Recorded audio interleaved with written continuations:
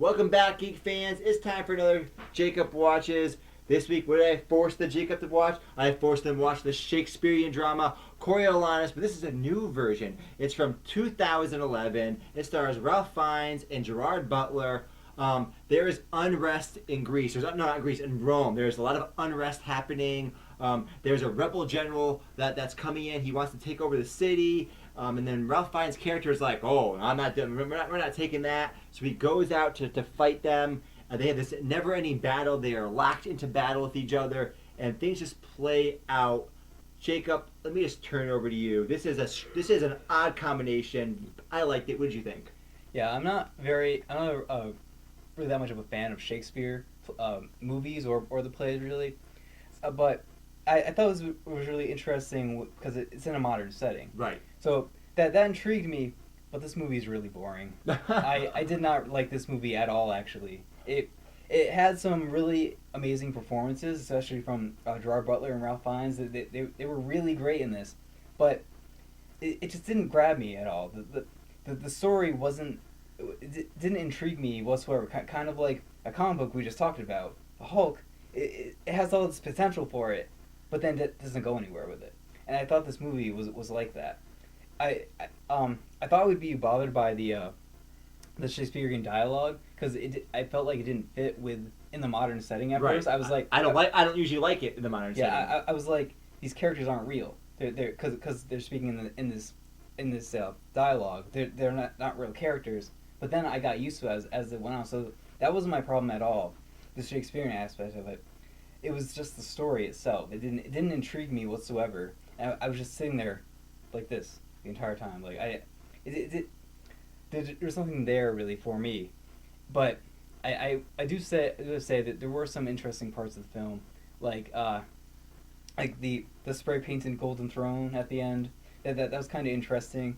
But also with the Shakespearean dialogue, some parts were kind of confusing for me. Like I won't say which character, but there's this character that kills himself. I was like, why did he do that? I didn't really understand, but that might be just me not being a big Shakespearean guy. So, but what was your draw to this movie besides the whole Shakespearean aspect of it? It was the Shakespearean aspect of it, and the acting. Because I agree with you, the actual play Coriolanus is not a well-beloved play of Shakespeare's, right? People like to hype Shakespeare, and I'm a Shakespeare lover. He is amazing, but it doesn't mean everything he did was gold. It was like, he had like 39 plays in his canon. Not all those are great plays. Coriolanus is not a great play. The play itself, like you said, the story, I don't think is very good as a story. But it didn't matter because Ralph Fiennes and Gerard Butler were so astonishing. I loved them. Every scene they were in. And I loved every character. The way they brought to light the Shakespearean dialogue. See, I really get off on the Shakespearean dialogue because one of my favorite shows is called Deadwood. They use a stylized dialogue. They use a dialogue that's not based in reality at all.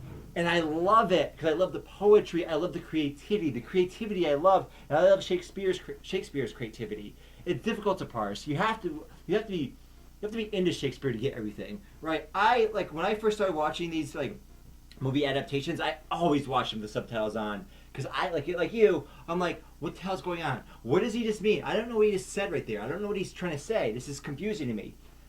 Here's one of the things I like about the movie, though. With the acting, you don't need to understand the words because you can tell by their expressions. You can tell by their emotional stance. I can feel what's happening. I grasp the situation. When I saw like some of the members of the Senate and they're talking amongst each other and they're kind of poking each other like, oh, you're doing this, you're doing that. Like some of the dialogue is a little confusing. Some of the puns they're using, the metaphors they're using, like even nowadays after I'm used to the Shakespearean dialogue, I'm like, I'm not really sure what that means, but it's obvious to me what it means based on the performance. It's like they're making sarcastic remarks about each other. They don't like each other. There's a power struggle. There's different factions vying for power. I can understand a story based on the actors themselves. And I can't remember the guy. He plays in a lot of really good movies. Rob Roy. He played in X-Men, the number 2 X-Men movie. Yeah, I know who you're talking about. He played William Stryker in the right. X-Men. The Scottish actor. Every time I see him, he's amazing. He's amazing in this movie. And to me, the movie is all about making the Shakespearean dialogue work, making dramatic scenes work, because there's a scene early in the movie, for example, where the way they stage things is great. So there's a soldier being interrogated, right? And when you're transferring Shakespeare to a modern setting, one of the biggest problems is dealing with soliloquies and dealing with these other strange aspects of the play. So they use a variety of tricks. One trick they use is they have the newscaster saying things that would have been said in a soliloquy. That would have been said basically by a person standing on the stage, just talking, and it made into modern audience. It's like, who are you talking to? This is bizarre.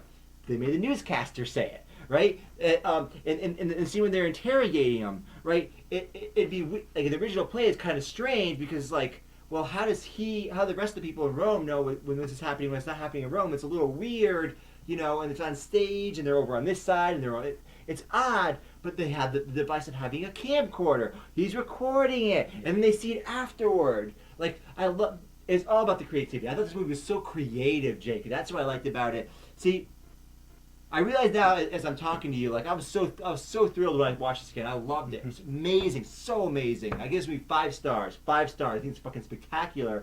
But I realize as I'm talking about this right now that you really gotta be a little bit more into Shakespeare, I think, to really enjoy this. And I've seen over 60 different Shakespearean films, right? Over 60. I've seen King Lear, over 7, I think at least 7 versions of King Lear alone. I am a big Shakespeare buff, and sometimes they really screw up Shakespeare. Sometimes it's so bad, and it's like, oh, it's just terrible. And this is why people hate Shakespeare, because no one can understand it. Here, I thought they made the Shakespeare dialogue work, but that's like saying, I went to a Spanish film and it worked, but I don't speak Spanish, right? It's really almost on that level. Shakespearean dialogue can at times be really, really confusing. Yeah.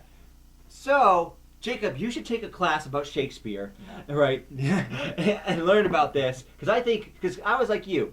So you're saying no right now, but I know you're a smart enough guy to get it afterwards. Because I was like you. I always said, no, this dialogue doesn't make any sense. No, why do I need this? It doesn't make sense. Shakespeare is a master storyteller, and the poetry is masterful. Well, I have actually seen Shakespearean films that I liked. I saw a version of Macbeth that I really enjoyed. Was it the Roman Polanski version, the 71 version? No, it was I think it was either in the 80s or the 90s. I'm gonna make you watch the Roman Polanski version.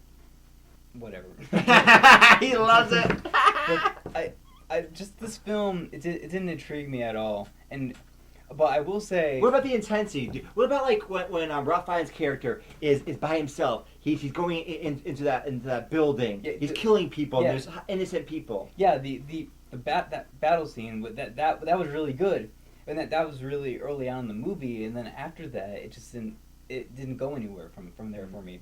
But I will say though that some of the sets you could obviously tell were modernized versions of what was in the play. Like there's that scene where he's sitting in the throne. You obviously tell that's taken out of the play. It's supposed to be like a king's throne room. Right. This is set in ancient Rome. That's when this is actually set. Yeah. The play itself, and you could tell that because there's lines where about swords being used, and it's like, wait, why? So it's you can tell when it's taking place. It's taking place a long time ago. Yeah. And then there's that other scene when they're on TV and they're deciding what his fate is going to be. Yep. I can tell that like what was that was probably like in the play as well. So you're right, it was very creative, but it didn't. None of that really contributed to the story for me, and that's the most important part of a movie. I think is to have a really compelling story, just with all these other really really good things that this movie had, like the acting. The acting was incredible. It just didn't grab me as much as it should have because it didn't really contribute to the movie as a whole. What are you rating it? Give it a rating. 4 out of 10. Oh man, that's brutal. Where's that sword? Ah!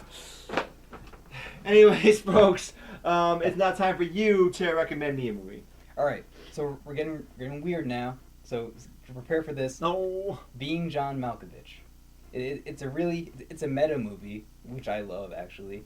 So it actually has John Malkovich being John Malkovich. I've heard of the movie. Like okay, all right. So I gotta watch Being John Malkovich. Yes. All right. You're prepared to go inside his mind. Woo! I'm already scared. So this has been Shane Gerwich and Jacob Deshouse. We've been Geeks at the Movies. I wanted to say about that. The sword was that's what it felt like watching this movie, getting stabbed by a sword.